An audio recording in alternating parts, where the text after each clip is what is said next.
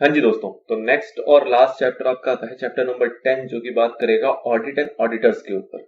अब ये audit and auditors आपको नाम से थोड़ा सा ये अपना जैसे चैप्टर लगेगा। बेसिक थिंग इज दिस कि हम इसके अंदर ऑडिटर्स को क्या चीजें नहीं करनी चाहिए उसके ऊपर भी बात करेंगे। क्या क्या चीजें ऑडिटर कर सकता है और उसके क्या क्या पावर्स हैं, क्या क्या राइट्स हैं, उससे रिलेटेड मैटर्स की यहाँ पे बात होगी इन रिलेशन विद ऑडिटर और कंपनी ऑडिटर, आप ऐसा कह सकते हो। ये जो चैप्टर है ये आपके ऑडिट में भी आता है कंपनी ऑडिट के नाम से। और जितने ही सेक्शन हम देखेंगे जो कि हमारा 139 से शुरू होगा और 148 तक जाएगा, तो उन सभी सेक्शन की चर्चाएं जो है वो आपकी कंपनी ऑडिट में भी होती हैं। क्वेश्चन की कैटेगरी थोड़ी सी बदल जाती है, पूछने का नजरिया तरीका बदल जाता है, बट जो प्रोविजंस है ऑब्वियसली वो कंपनी लॉ के ही रहेंगे। जितने भी हमारे सेक्शंस है और उसके अंदर के सब सेक्शंस एंड रूल्स हैं वही सारी बातें वहां पे भी पूछी जाती हैं। तो इस जो सेक्शन जो हमारे 10 सेक्शन अभी हम इसके अंदर पढ़ने जाएंगे, ये सारी चीजें आपकी वहां पे भी यूज में आ सकती है, वहां के लिए भी ये फायदेमंद है।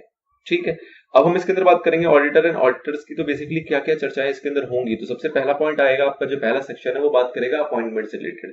तो फिलहाल की वीडियो में हम उसी के ऊपर बात करने जा रहे हैं। बाकी हमने इसके अंदर ये सारी मल्टीपल वैरायटीज को देखना है कि अपॉइंटमेंट होता है तो क्या बातें होंगी, किस तरीके से ऑडिटर को रिमूव किया जाता है, या फिर अगर ऑडिटर खुद से रिजाइन करना चाहे तो उसके बारे में क्या चीजें हैं, क्या क्या एलिजिबिलिटी होती है, कौन ऑडिटर बन सकता है कौन नहीं बन सकता, क्या रेम्यूनरेशन ऑडिटर को प्रोवाइड किया जाएगा, कैसे ये डिसाइड होता है, क्या पावर एंड ड्यूटीज होती हैं हमारी ऑडिटर की और ऑडिटिंग स्टैंडर्ड्स को लेके। फिर बात आएगी सेगमेंट ऑफ ऑडिट रिपोर्ट, फिर आएंगे कुछ कुछ सर्विसेज जो कि ऑडिटर हमारा प्रोवाइड नहीं कर सकता, फिर ऑडिटर रिपोर्ट को साइन करने की जिम्मेदारी होती है हमारे ऑडिटर की, फिर हमारे ऑडिटर की जिम्मेदारी होती है प्लस उसका राइट भी होता है कि उसको नोटिस मिले एजीएम को अटेंड करने के लिए और उसको वो अटेंड करे। अगर कुछ भी कॉन्ट्रावेंशन करेगा तो क्या पनिशमेंट्स होगी। और एट लास्ट बात होगी सेक्शन नंबर 148 के अंदर जो कि बताएगा आपको कॉस्ट ऑडिटर के बारे में, कॉस्ट ऑडिट के बारे में। तो जो लोग कॉस्ट अकाउंटिंग वाले हैं उसके लिए भी ये वाली चीजें आपको पर्सनली फील कराएगी कि after completion of your course आप जब कॉस्ट ऑडिटर बनोगे तो उससे रिलेटेड क्या क्या चीजों को आपको ध्यान रखना है वो आपको पता लगेगा सेक्शन नंबर 148 के अंदर। ठीक है, चलिए तो आज पहले बात करेंगे हम सबसे पहले पहला सेक्शन सेक्शन नंबर 139 के ऊपर। अब 139 जो है वो अपने आप में काफी लेंथी सेक्शन है, बहुत सारे सब सेक्शंस है और सब सेक्शंस भी काफी डिटेल्ड में है। तो इसको हम कोशिश कर रहे हैं कि दो पार्ट में डिवाइड कर दें। पहला पार्ट होगा जो कि कॉन्सेप्चुअली एक कॉन्सेप्ट को पूरा पूरा डिजाइन करेगा, मतलब समझाएगा आपको मल्टीपल सब सेक्शंस की मदद से, और उसके बाद जो दूसरा पार्ट आएगा वो फिर अपने आप में है, मतलब उसका दूसरे पहले पार्ट से कोई कनेक्शन नहीं होने वाला। तो इसलिए इसको दो पार्ट में लेके चलेंगे, दो तरीके से इसको दो पार्ट में इसको कवर करेंगे इस एक लॉ के सेक्शन को। अब सबसे पहले इंट्रोडक्शन के लिए एक पैराग्राफ यहाँ पे दिया हुआ है। इंट्रोडक्शन बेसिकली आपको ये बताना चाह रहा है क्या जरूरत पड़ती है कंपनी में ऑडिट करवाने की, क्या जरूरत पड़ती है ऑडिटर की। तो एक जनरल सिनेरियो ये होता है कि जो बड़ी बड़ी कंपनीज होती हैं उनके जो मेंबर्स होते हैं, कई बार ऐसा ही होता है कि वही जो मेंबर्स होते हैं वही उनके डायरेक्टर्स होते हैं। मतलब जो मोटे मेंबर्स हैं, लाइक जिनके पास ज्यादा शेयर होल्डिंग होती है, वही कंपनी को मैनेज कर रहे होते हैं, वो खुद ही एज अ डायरेक्टर भी वहां पे काम कर रहे होते हैं, विच इज प्रैक्टिकली पॉसिबल। अब जो मेन मालिक है, मोटे मालिक हैं, वो अपना फायदा उठाने के लिए या फिर वो किस तरीके से प्रॉपरली सारी चीजों को कंप्लाई कर रहे हैं कि नहीं कर रहे, ये चेक कैसे हो पाएगा। एक तो ये होता है कि सारे मेंबर्स हमारे अलग हैं और डायरेक्टर्स अलग है जिनको अपॉइंट किया गया है, तो उनको इंडिपेंडेंट वे में काम करने के लिए कहा जाएगा और वो काम करेंगे। लेकिन अगर मेंबर्स ही डायरेक्टर है, या फिर ये भी सिनेरियो है कि चलो जी मेंबर अलग है डायरेक्टर अलग है और डायरेक्टर भी प्रॉपरली काम कर रहे हैं कि नहीं कर रहे, ये कैसे चेक किया जाए। मेंबर्स कैसे तसल्ली से बैठ जाए कि हमने जिस कंपनी में पैसा लगाया है वो कंपनी प्रॉपरली कंप्लाई कर रही है, अंदर कोई फ्रॉडुलेंट एक्टिविटी तो नहीं चल रही। ऐसा तो नहीं है कल को सारा पैसा मेंबर्स का डूब जाएगा, शेयर होल्डर्स का डूब जाएगा। तो उस पर्पस के लिए जरूरत आती है अपॉइंटमेंट ऑफ ऑडिटर की, कि भैया एक ऑडिटर को और अपॉइंट करो कंपनी के अंदर जो कि चेक करेगा इंडिपेंडेंट बेसिस पे, वो अनबाइज्ड तरीके से काम करता है, अपनी ओपिनियन को जो रखेगा वो अनबाइज्ड रखेगा एज अ इंडिपेंडेंट पर्सन, कि भैया ये कंपनी मैंने चेक किया, ये सारी चीजों को यहाँ पे देखा गया और इसके बाद पता लगा कि कंपनी क्या क्या कंप्लाई कर रही है या नहीं कर रही है, या फिर कंपनी सही से काम कर रही है। और वो चीजें जो है होती है उसके ऊपर ये रिलाई करते हैं हमारे मेंबर्स या शेयर होल्डर्स। ठीक है ना, तो इसलिए ऑडिटिंग का एक कॉन्सेप्ट बहुत जरूरी है ताकि जो फाइनेंशियल एक्टिविटीज हैं वो प्रॉपरली मैनेज्ड है कि नहीं, उसके अंदर कोई मिसमैनेजमेंट तो नहीं चल रहा, उसके ऊपर एक चेक बनाया जा सके ताकि वो लोग भी प्रॉपरली सही से काम करें, ताकि उन्हें एंड में पता होगा कि भैया ऑडिट होगा तो हमारी पोल खुल जाएगी, इस वजह से कुछ ऐसी हरकतें नहीं करनी है, कोई गलत एक्टिविटी को परफॉर्म नहीं करना है कंपनी के अंदर। तो ये बेसिकली रेलेवेंस है ऑडिट का या ऑडिटर्स का। अब नाउ सबसे पहला पॉइंट आता है आपका अपॉइंटमेंट ऑफ ऑडिटर, जिसके अंदर जो सबसेक्शन नंबर 1 है वही बात करता है आपकी अपॉइंटमेंट से रिलेटेड। क्या कहा जाता है कि हर एक कंपनी को अपने पहले एजीएम में अपॉइंट करना होता है किसको, ऑडिटर को। अभी आप देखोगे फर्स्ट ऑडिटर क्या होता है, सब्सिक्वेंट ऑडिटर क्या होता है, रीअपॉइंटमेंट क्या होता है, वो कॉन्सेप्ट आपके फर्दर सेक्शंस में आएंगे। ठीक है ना, इसमें हम देखेंगे कि कंपनी बनने के ही कुछ दिन के बाद मतलब एक तो बात हो रही है यहाँ पे क्या कह रहा है कि पहले एजीएम के अंदर अपने ऑडिटर को अपॉइंट करना है, लेकिन जब कंपनी हमारी बनती है उसी के कुछ दिनों के अंदर अंदर बोर्ड को अपॉइंट करना होता है ऑडिटर को, तो वो एजीएम तो नहीं आया, क्योंकि एजीएम तो कंपनी जब इनकॉर्पोरेट होगी उसके काफी टाइम के बाद आएगा, जो कि हमने सेक्शन 96 में देखा हुआ एजीएम की प्रोविजन के अंदर। तो उसके अकॉर्डिंग जब एजीएम आएगी तब अपॉइंटमेंट होगा, वो हमारा कहलाएगा ऑडिटर। उससे पहले भी एक ऑडिटर अपॉइंट हो चुका होगा जो कि बोर्ड ने किया होगा, उस ऑडिटर की बात यहाँ पे नहीं की जा रही। जो बोर्ड ने हमारा ऑडिटर किया होगा दैट इज फर्स्ट ऑडिटर। ये जनरल सिनेरियो है आपका अपॉइंटमेंट ऑफ ऑडिटर, जो कि बताता है क्या कि हर एक कंपनी को अपने पहले एजीएम के अंदर क्या करना होता है, ऑडिटर को अपॉइंट करना होता है। ऑडिटर जो होते हैं, इस चीज को भी यहाँ पे पहले क्लियर कर लेते हैं कि दो टाइप से ऑडिटर अपॉइंट किए जा सकते हैं। सपोज कीजिए कि आप एक चार्टर्ड अकाउंटेंट हैं और आप एक इंडिविजुअली प्रैक्टिस करते हैं, मतलब कि आपने अकेले ही आप काम करते हैं, आपने एक ऑफिस खोला हुआ है और अपना काम करते हैं, ठीक है ना।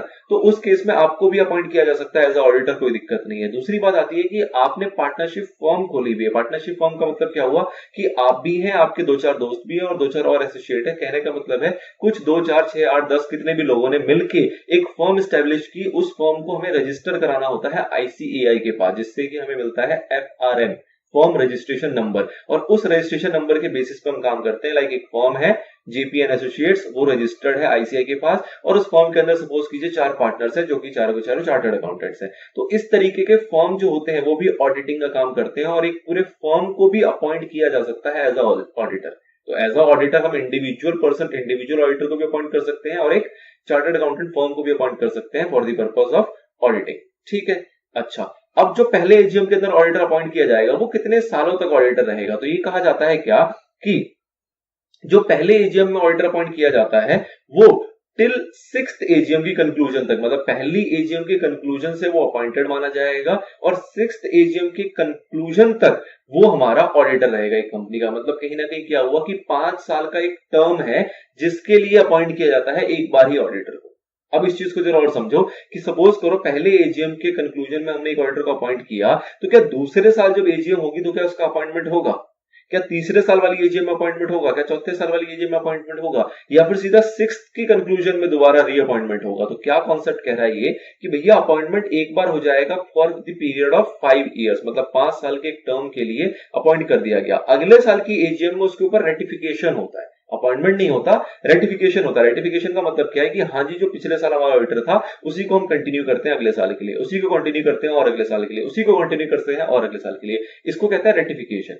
और अगर अपने को चेंज करना है, चेंज का मतलब कि 2 साल हो गए, हम चाहते हैं तीसरे साल में वो ऑडिटर ना रहे, तो हम उसको हटाएंगे और उसकी जगह पे फिर दूसरे बंदे को अपॉइंट करेंगे, वो फिर हमारा अपॉइंटमेंट होगा, ठीक है ना। तो इस तरीके से इसको समझना है। तो क्या कहा गया कि पहली एजीएम की कंक्लूजन से लेकर 6th एजीएम की कंक्लूजन तक वो हमारा ऑडिटर रहेगा जिसको कि अपॉइंट किया गया होगा फर्स्ट एजीएम के अंदर। अब किस तरीके से अपॉइंटमेंट होगा, क्या प्रोसीजर होगा अपॉइंटमेंट का, किस तरीके से ऑडिटर को सेलेक्ट किया जाएगा, वगैरह वगैरह जितने भी इसके रिलेटेड मैटर्स हैं वो सारे आपके दिए हुए हैं companies audit and auditors rule 2014 के अंदर। अब उसकी बात करेंगे तो उसके ऊपर क्या कहा गया कि पूरे सिनेरियो को 2 कैटेगरी में डिवाइड किया गया। 2 कैटेगरी का मतलब कि एक कैटेगरी वो जहां पे कंपनी के पास एक ऑडिट कमेटी होती है और दूसरी कैटेगरी वो जहां पे कंपनी के पास ऑडिट कमेटी नहीं होती।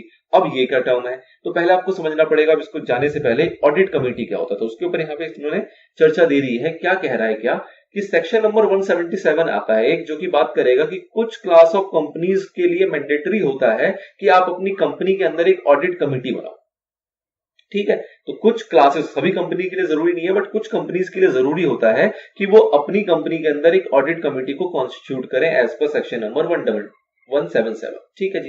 कौन सी कंपनी? तो जितनी भी लिस्टेड कंपनी है उसमें एक हमारी ऑडिट कमेटी होगी ही होगी। जो भी पब्लिक कंपनी है जिनका पेड अप शेयर कैपिटल हमारा 10 करोड़ रुपीस या फिर उससे ज्यादा है, उनके पास एक ऑडिट कमेटी होना चाहिए।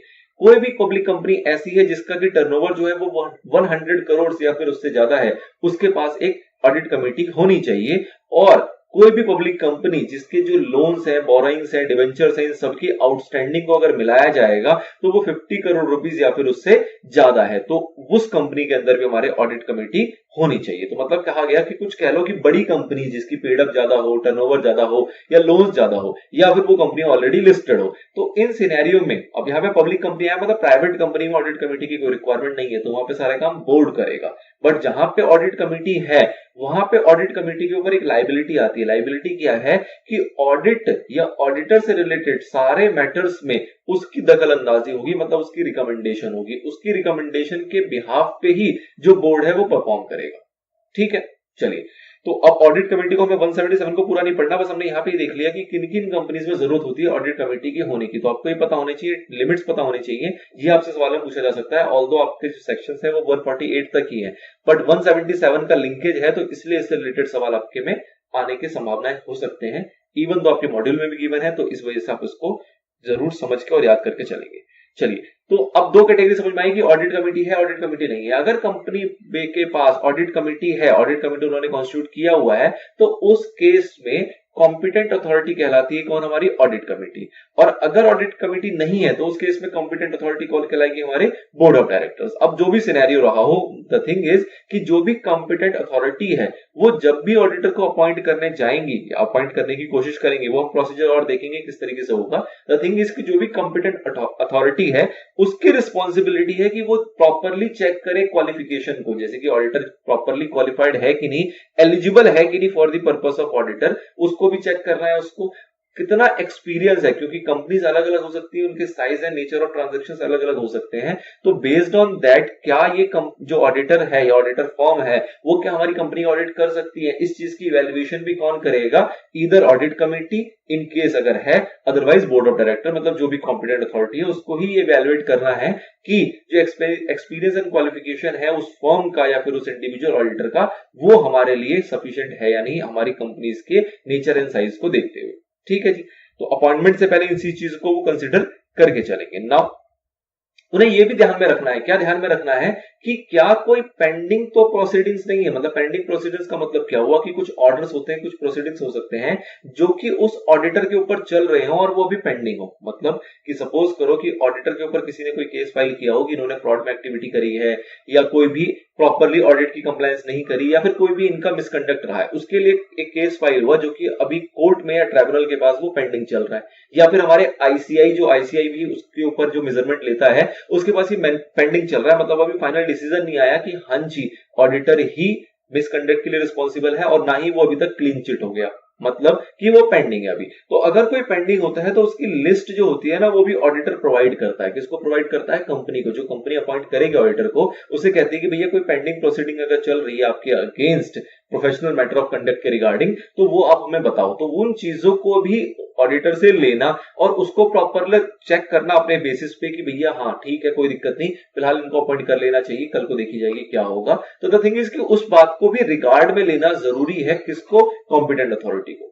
ना उसके बाद अगर कोई और भी इंफॉर्मेशन लगता है कि हाँ भैया ऑडिटर से जाननी चाहिए, पूछनी चाहिए, पता करनी चाहिए बिफोर सच अपॉइंटमेंट, तो उस चीज के लिए भी कॉम्पिटेंट अथॉरिटी पूरी तरीके से रिस्पॉन्सिबल है कि हाँ जी वो इंफॉर्मेशन भी वो उससे ले सकती है ऑडिटर से। ठीक है नाउ फिर बात आती है वही दो कहानी कि भैया जो भी कॉम्पिटेंट अथॉरिटी है, अगर सपोज करो यहाँ पे ऑडिट कमेटी है, तो क्या होगा? ऑडिट कमेटी पहले रिकमेंड करेगी किसको? बोर्ड को। जनरल एक प्रोसेस पहले समझ लो, इन्हीं चीजों को हम आगे पढ़ने वाले हैं। क्या प्रोसेस होता है कि अगर ऑडिट कमेटी है तो वो पहले सेलेक्ट करेगी ऑन द बेसिस जो अपने पीछे ग्राउंड्स देखे, उसके बेसिस पर उन्होंने इंडिविजुअल फॉर्म जिसको भी सेलेक्ट किया है उसकी रिकमेंडेशन देंगे वो बोर्ड को।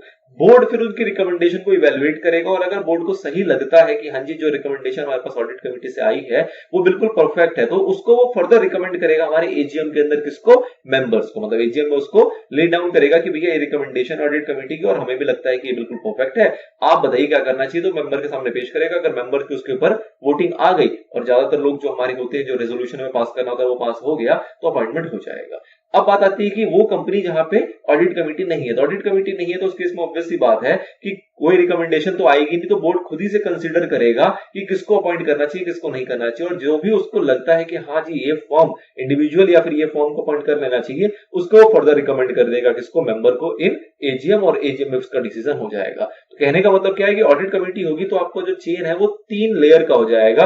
पहले ऑडिट कमेटी डिसाइड करेगी, वो रिकमेंड करेगी बोर्ड को, बोर्ड रिकमेंड करेगा मेंबर्स को, और मेंबर्स उसके ऊपर अपना एसेंट दे देगी। बट ऑडिट कमेटी नहीं है तो एक चेन आपको कम कर देना, सीधा सीधा बोर्ड रिकमेंड करेगा और मेंबर्स उसके ऊपर डिसीजन दे देगा। तो ये सिंपल सी बात यहां पे चल रही है। नाउ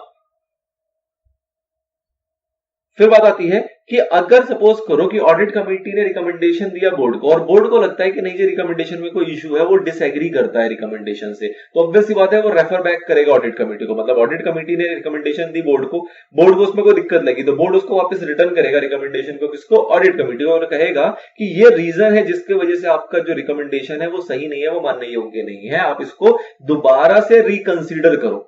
हमारे हिसाब से ये मानने योग्य रिकमेंडेशन नहीं है, आप दोबारा से इसको रिकंसीडर करो और फिर हमें बताओ क्या करना चाहिए। फिर ऑडिट कमेटी से दोबारा से रिकंसीडर करेगी। अब जब रिकंसीडर करेगी तो दो बातें हो सकती है, या तो उसको भी लगेगा नहीं नहीं नहीं बोर्ड सही कह रहा है, इसको अपॉइंट नहीं करना चाहिए। अगर उसको ऐसा लग गया तो बात खत्म हो गई, बोर्ड फिर खुद से ही रिकमेंड करेगा, खुद से कंसीडर करते हुए रिकमेंड करेगा मेंबर को और कहेगा कि भैया ऑडिट कमेटी का रिकमेंडेशन आया था लेकिन वो सही नहीं था, तो फिर मैंने उसको वापस करते हुए खुद से रिकंसीडर करते हुए आपको रिकमेंड किया है। पर अगर ऑडिट कमेटी को लगता है कि दोबारा से रिकंसीडर करने के बाद भी वो सारे डाउट जो बोर्ड के मन के थे वो उसने दूर कर पाए, तो दूर करने के बाद वो फिर से रिकमेंड करेगा बोर्ड को और बोर्ड उसको इवेल्युएट करते हुए, अगर आप बोर्ड सेटिस्फाई हो गया कि नहीं जी अब जो इन्होंने रिकमेंड किया ये परफेक्ट है और जो मेरे डाउट थे वो दूर हो चुके हैं, तो वो फिर फर्दर उसको रिकमेंड कर देगा हमारी मेंबर्स को इन एजीएम। तो ये सारी कहानी चल रही है।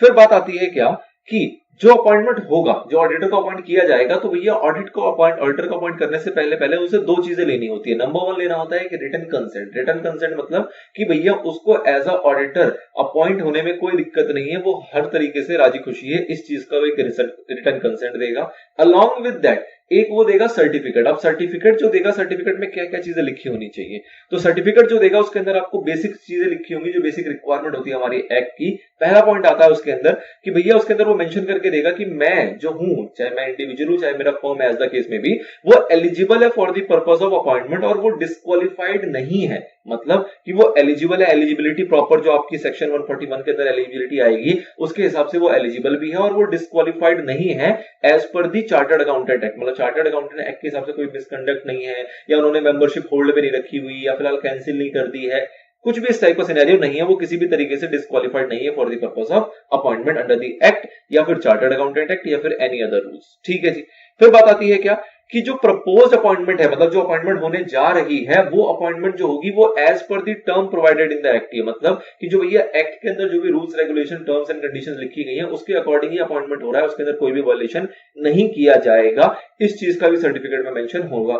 साथ ही में आप आगे देखेंगे कुछ बात आएगी सीलिंग लिमिट्स को लेकर। सीलिंग लिमिट्स का मतलब क्या होता है कि हर एक इंडिविजुअल या फर्म कुछ एक नंबर ऑफ ऑडिट्स ही कर सकते हैं, उनके पास अनलिमिटेड ऑडिट करने का ऑप्शन नहीं होता। मतलब कुछ एक गिनती है कि आप 10, 20, 50 ऑडिट ही कर सकते हो, उससे ज्यादा आप नहीं कर सकते। तो जो भी आपकी सीलिंग लिमिट है वो अभी खत्म नहीं हुई है, सीलिंग लिमिट अभी खत्म नहीं हुई है, विद इन लिमिट ही है जो आपका नया अपॉइंटमेंट होने जा रहा है। तो इस चीज का भी सर्टिफिकेट दोगे कि भैया हमारी जो लिमिट है वो भी खत्म नहीं हो रखी। फिर बात आती है क्या कि भैया कोई भी प्रोसीडिंग वगैरह अगर मेरे पास जो पेंडिंग चल रही है उसकी मैंने लिस्ट जो दी है वो हर एक एंगल से ट्रू एंड करेक्ट है। मतलब कि जो भी हमारे पास प्रोसीडिंग चल रही है, मतलब ऑडिटर के अगेंस्ट जो भी प्रोसीडिंग चल रही है या फिर उसके पार्टनर के अगेंस्ट कोई चल रही है या फर्म के अगेंस्ट चल रही है, एज द केस में भी, तो उसकी लिस्ट जो प्रोवाइड की गई है हमारी ऑडिट कमेटी को या फिर बोर्ड को, एज द केस में भी, वो प्रॉपरली उसके अंदर सारी चीजें डिस्क्लोज की गई है और कोई भी चीज छुपाई हुई नहीं है और जो भी जानकारी दी गई है वो हर एक एंगल से ट्रू एंड करेक्ट है। इस चीज का भी जिक्र होगा हमारे पास सर्टिफिकेट के अंदर।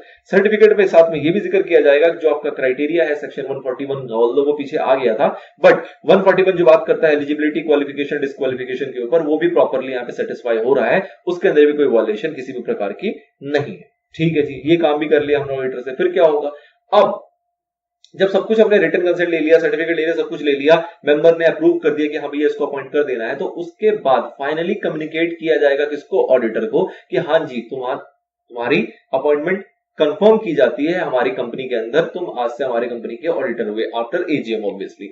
और अलॉन्ग विद दैट एक नोटिस फाइल करना होगा हमें रजिस्ट्रार को, किस फॉर्म में, फॉर्म एडीटी 1 में। एडीटी 1 के अंदर आपको बताना पड़ेगा रजिस्ट्रार को कि हमने फलाना फर्म या इंडिविजुअल को एज अ ऑडिटर अपनी कंपनी में अपॉइंट किया है। कितने दिनों के अंदर ये काम करना है, ये काम करना है आपको 15 दिनों के अंदर अंदर। आपकी मीटिंग कंक्लूड हुई, ऑडिटर को अपॉइंट कर लिया गया, आप मीटिंग खत्म होने के 15 दिनों के अंदर अंदर आप कम्युनिकेट भी करोगे, अलॉन्ग विद दैट आप रजिस्ट्रार को फाइल भी करोगे 15 दिनों के अंदर अंदर फॉर्म एडीटी 1 के अंदर कि किस ऑडिटर को आपने अपॉइंट किया है। ठीक है जी। फिर बात आती है एनएफआरए रूल्स के ऊपर। एनएफआरए रूल्स ये बेसिकली वही है जो आपने पीछे पढ़ा था सेक्शन 132 के अंदर। उसके अंदर हमने ये चीज देखी थी कि कोई भी कंपनी जो होती है जो कि वो वाली कंपनी है जो कि आपके जो एनएफआरए रूल्स है उसके द्वारा कवर नहीं होती, तो उन कंपनीज को भी अपने ऑडिटर के पर्टिकुलर्स को 30 दिनों के अंदर अंदर, जिस दिन से हमारा एनएफआरए रूल आया उससे पहले से अगर कोई ऑडिटर अपॉइंटेड है तो उसकी जानकारी 30 दिनों के अंदर अंदर, 30 दिन कहां से, रूल्स आने के 30 दिनों के अंदर अंदर एनएफआरए 1 फॉर्म में भर के देनी होती है अथॉरिटी को, एनएफआरए अथॉरिटी को। ठीक है जी। उसके बाद एनएफआरए रूल आने के बाद अगर फर्दर किसी ऑडिटर को अपॉइंट किया जाता है तो उस ऑडिटर की जानकारी आपको 15 दिनों के अंदर अंदर, जिस दिन आपने अपॉइंट कर लिया उसके 15 दिनों के अंदर अंदर अगेन फॉर्म एनएफआरए 1 के अंदर उसके सारे पर्टिकुलर्स को फिल करके आपको एनएफआरए अथॉरिटी को देनी होती है। ठीक है ना। तो ये दो चीजें हैं जो कि कंपनी को ऑब्लिगेशंस होता है कि आपको वो जानकारी ऑडिटर की एनएफआरए तक पहुंचानी है। 30 दिन अगर पहले से अपॉइंटेड था, एनएफआरए रूल आया तो रूल आने के 30 दिनों के अंदर अंदर देना है, और रूल आने के बाद अगर आप कोई भी अपॉइंटमेंट करते हो तो उस अपॉइंटमेंट की जानकारी आपको 15 दिनों के अंदर अंदर फॉर्म एनएफआरए फॉर्म फिल करके पहुंचानी होगी। ठीक है जी। तो ये सारी बातें थी आपकी सब सेक्शन 1 जो कि अपॉइंटमेंट के ऊपर बात कर रहा था। अब बात आती है टर्म ऑफ ऑडिटर। अब ऑडिटर जो अपॉइंट किया जाएगा वो कितने टर्म के लिए अपॉइंट किया जाएगा, ऑल्दो मैंने पीछे थोड़ी सी इसकी जिक्र की थी 5 सालों वाली, बट फर्म के केस में कुछ अलग बातें होती है, तो उस टर्म को समझना है आपको सबसेक्शन नंबर 2 के। ठीक है, क्या बात कर रहा है ये, तो पहली बात तो ये जो सबसेक्शन नंबर 2 है ये एप्लीकेबल किसके लिए, क्या ये सभी कंपनी के लिए एप्लीकेबल है, क्या सभी कंपनी के ऑडिटर्स के लिए एप्लीकेबल है, तो जी नहीं, ये कुछ एक चुनिंदी कंपनीज है उन्हीं के ऊपर एप्लीकेबल होता है। तो पहले तो ये समझना है कि किन किन के ऊपर एप्लीकेबल है। ये एप्लीकेबल है सभी के सभी लिस्टेड कंपनीज के ऊपर। ठीक है जी, ये कंपनीज लिस्टेड कंपनीज के ऊपर एप्लीकेबल है। साथ ही में जो हमारी अनलिस्टेड पब्लिक कंपनी है लेकिन उनका जो पेड अप शेयर कैपिटल है वो 10 करोड़ रुपीस या फिर उससे ज्यादा है, उनके ऊपर भी एप्लीकेबल है। साथ ही में जो भी प्राइवेट कंपनीज है जिनका paid up share capital 50 crore से या फिर उससे ज्यादा है उन पे भी एप्लीकेबल है।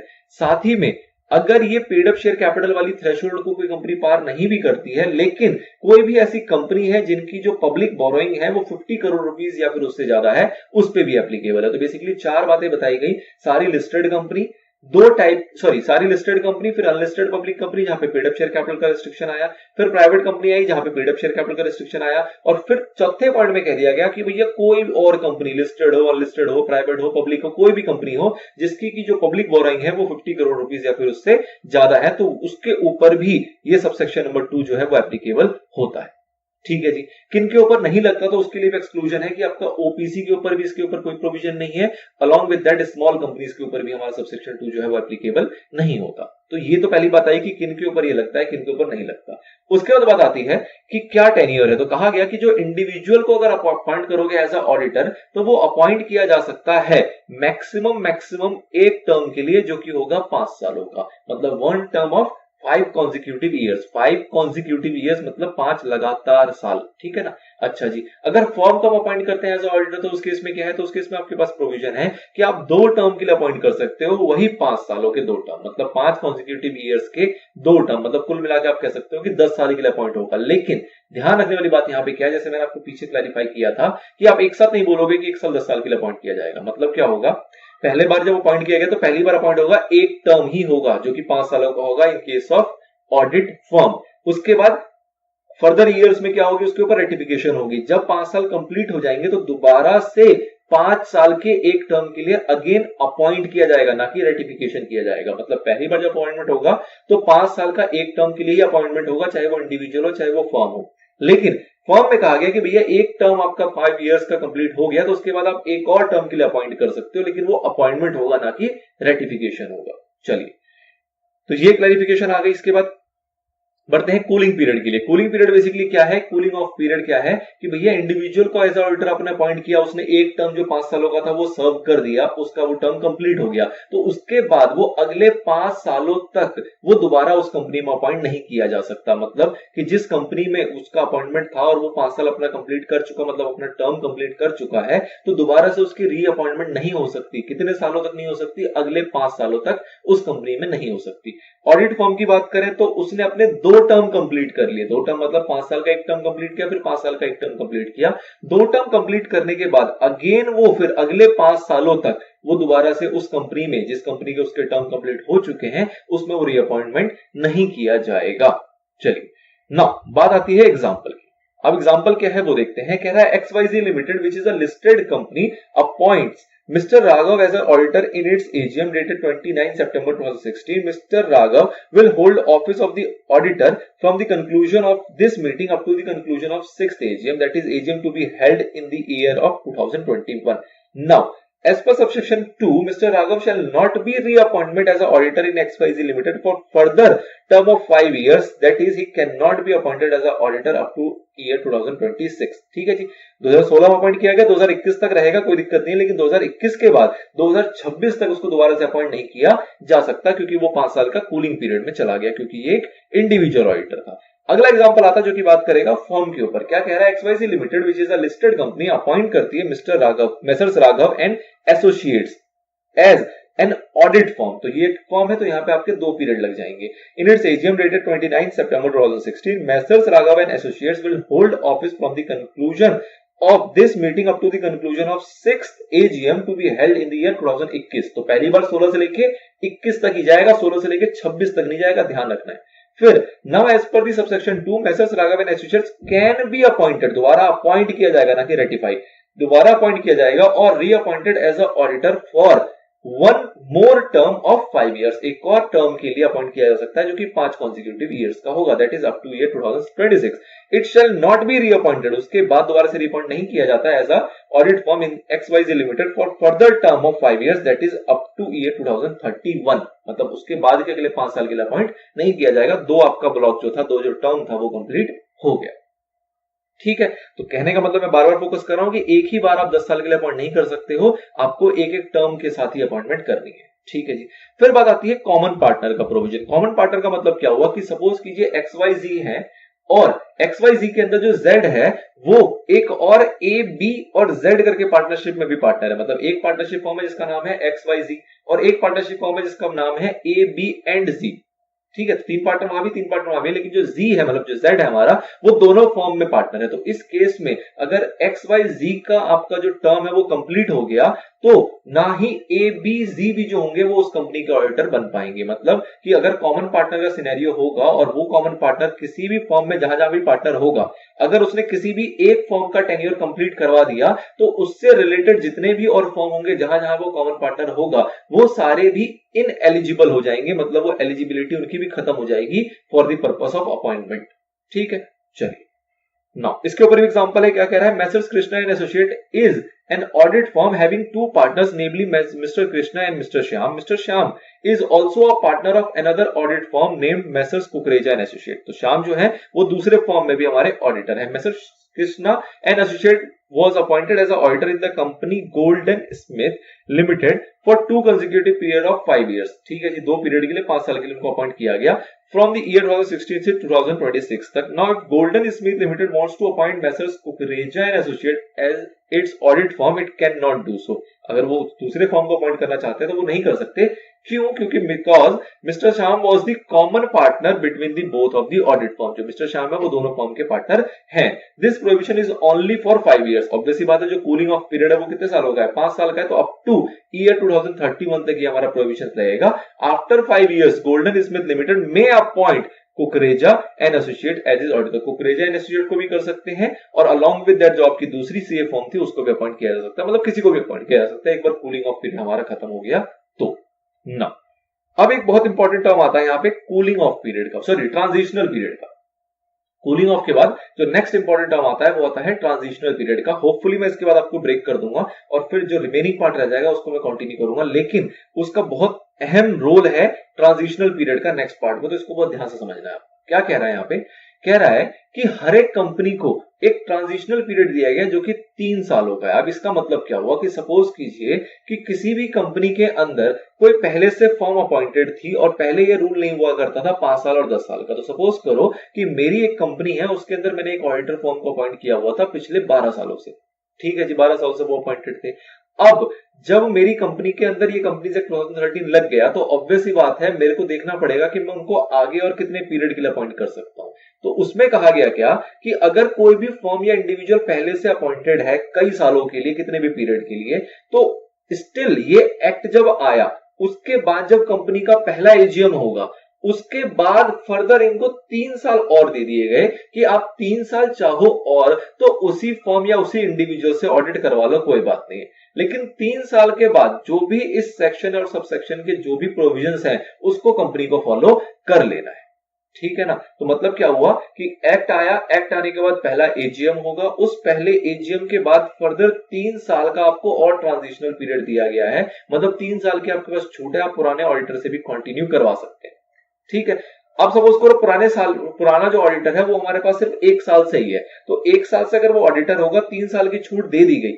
ठीक है। तो एडिशनल आपको और कितना पीरियड मिल जाएगा, एडिशनल आपको 1 साल और मिल जाएगा, क्योंकि टोटल जो ब्लॉक बनेगा वो कितने का बनेगा, 5 सालों का ब्लॉक मिलेगा। अब इस चीज को ना आपको रोटेशन ऑफ ऑडिटर जो अगला पार्ट आएगा उसमें बहुत अच्छे समझ में आएगा। फिलहाल आपको बस यहाँ पे ये समझ लेना है कि अगर पुराने से भी कोई ऑडिटर चलता आ रहा है, मतलब मेरी कंपनी का कोई एग्जिस्टिंग पुराना कोई ऑडिटर इंडिविजुअल है या फर्म है, कुछ भी हो, और वो कई सालों से है, तो उस केस में तो ये जो 5 साल 10 साल वाला प्रोविजन तो पहले लग नहीं रहा था। तो इस एक्ट ने क्या कहा कि जब ये एक्ट आ गया उसके बाद जब पहला एजीएम होगा तो उस पहले एजीएम के बाद 3 साल तक आप चाहो तो उसी को कंटिन्यू कर लो, चाहे तो चेंज कर लो, लेकिन 3 साल के बाद आपको इस प्रोविजन को फॉलो करते हुए ही अपॉइंटमेंट या रीअपॉइंटमेंट करना है। अगर ये प्रोविजन फॉलो हो रहा है तो आप करोगे, अदरवाइज नहीं करोगे। तो उसके लिए आपको 3 साल की मोहलत दी गई है इन शॉर्ट। नाउ फिर ये कहा जा रहा है कि ए से लेकर डी तक जितने भी पॉइंट्स आपको बताए गए, ये कुछ राइट्स होते हैं जो कि हमारे ऑडिटर के पास होते हैं और कुछ राइट ऐसे होते हैं जो हमारे कंपनी के पास होते हैं। क्या राइट होता है, तो कंपनी के पास राइट होता है कि वो हमारे ऑडिटर को रिमूव कर सकता है। कुछ ग्राउंड से, कुछ कंडीशन से, कुछ अप्रूवल वगैरह लेनी होती है, लेकिन वो ऑडिटर को रिमूव कर सकता है। हमारा सेक्शन 140 उसके ऊपर बात करेगा। और कई बार ऐसे सिनेरियो होते हैं कि जो ऑडिटर है वो चाहे तो उस कंपनी से रिजाइन कर सकता है। तो ये क्या कह रहा है कि ये जो पीरियड्स बता दिए, तो इस पीरियड का मतलब ये नहीं है कि बंदिश होगी कि भैया एक बार अपॉइंट हो गया तो 5 साल तक रहेगा ही, ना कोई रिजाइन कर सकता है ना कोई रिमूव कर सकता है, ना जी ना। कह रहे हैं जो रेजिग्नेशन है और जो रिमूवल है वो राइट अपने अपने हैं। वो कोई रिजाइन करना चाहे रिजाइन भी कर सकता है, कोई रिमूव करना चाहे रिमूव भी कर सकता है। ये बस एक तरीके से पीरियड बता रहे हैं which is max period, maximum period बता दिया इन्होंने कि इससे ज्यादा कोई कंटिन्यू नहीं कर सकता। इससे पहले कोई रिजाइन कर दे अपनी दिक्कत है, कोई रिमूव कर ले वो उसकी इच्छा है, लेकिन इससे ज्यादा पीरियड कोई फॉलो ना करे उसके ऊपर सेक्शन 139 आपकी बात करता है। तो ये था आपका एफ पॉइंट। नाउ जो आपका सब सेक्शन 3 और 4 है इसको हम नेक्स्ट पार्ट में कंटिन्यू करेंगे। बहुत इंपॉर्टेंट है और इसका कनेक्शन है इस ट्रांजिशनल पीरियड से। तो आई होप आप इतनी चीजें समझ पाए हो और नेक्स्ट पार्ट में आप इसको कंटिन्यू करोगे।